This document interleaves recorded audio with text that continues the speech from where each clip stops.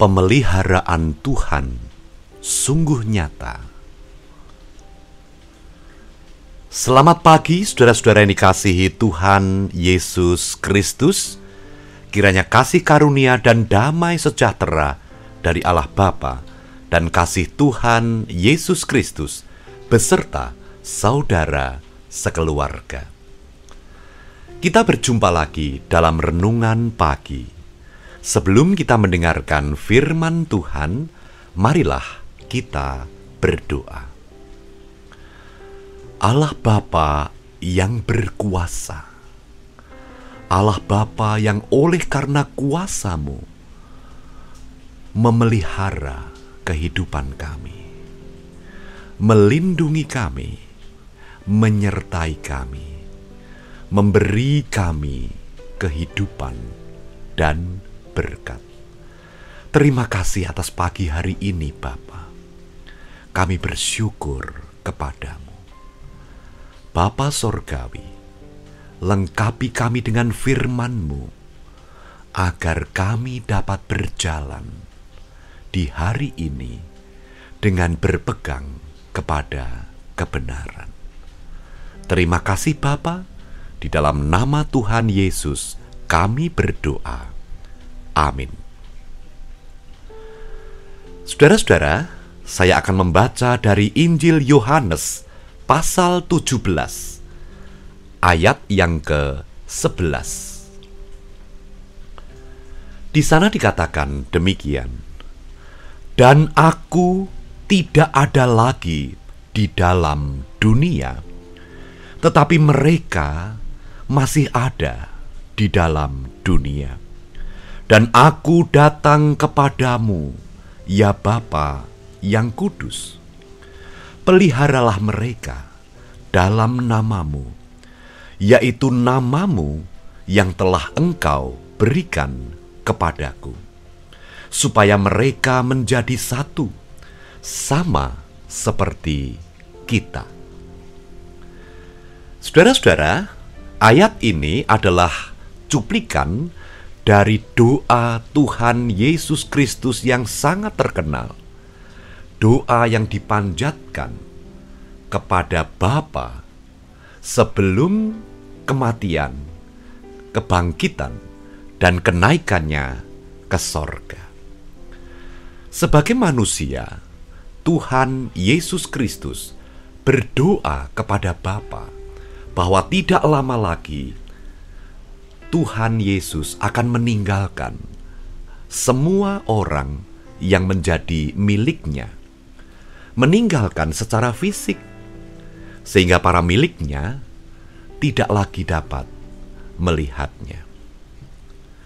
Dan ketika Tuhan Yesus berdoa, Tuhan Yesus berkata dua hal kepada Bapa.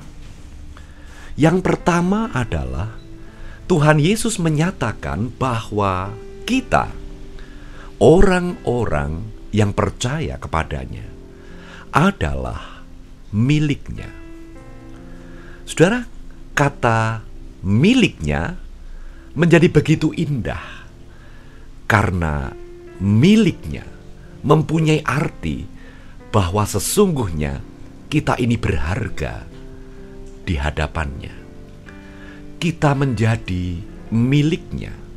Artinya kita ada di dalam perlindungannya.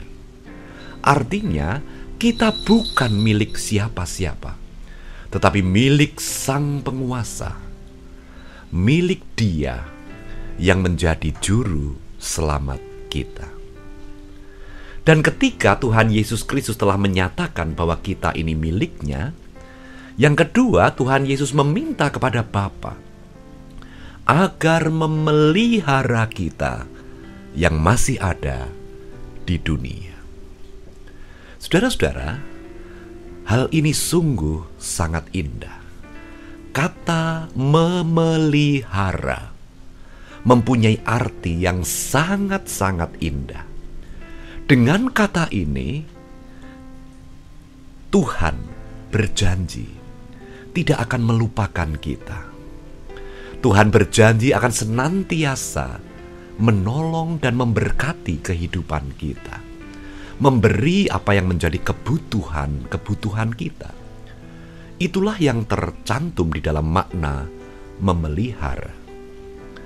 Nah, saudara dikasihi Tuhan, sekarang tugas kita, seperti yang juga terdapat dalam doa Tuhan Yesus dalam ayat ini, supaya mereka menjadi satu sama seperti kita.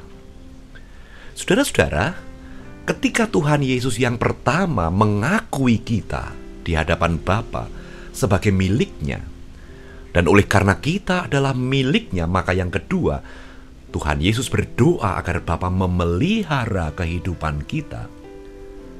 Maka kita dinasihatkan melalui doa ini supaya kita memelihara persatuan di antara kita, supaya kita ada di dalam kerukunan, supaya kita ada di dalam persekutuan yang erat di dalam kasih, agar kita tidak menjadi orang-orang yang mementingkan diri sendiri. Selagi Tuhan Yesus Kristus mengaku kita sebagai miliknya, selagi Tuhan Yesus mendoakan kita agar Bapa memelihara kehidupan kita, agar supaya setelahnya kita tidak dijumpainya menjadi orang yang mementingkan diri kita sendiri. Tuhan telah begitu mementingkan kehidupan kita, maka selayaknya kita pun mementingkan kehidupan orang lain.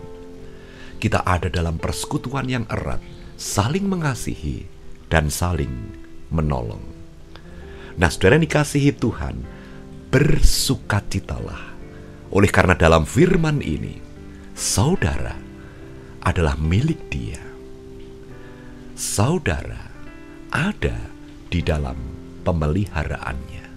Maka, marilah kita melakukan sesuatu. Kita melakukan kebaikan untuk orang-orang lain, untuk sesama manusia.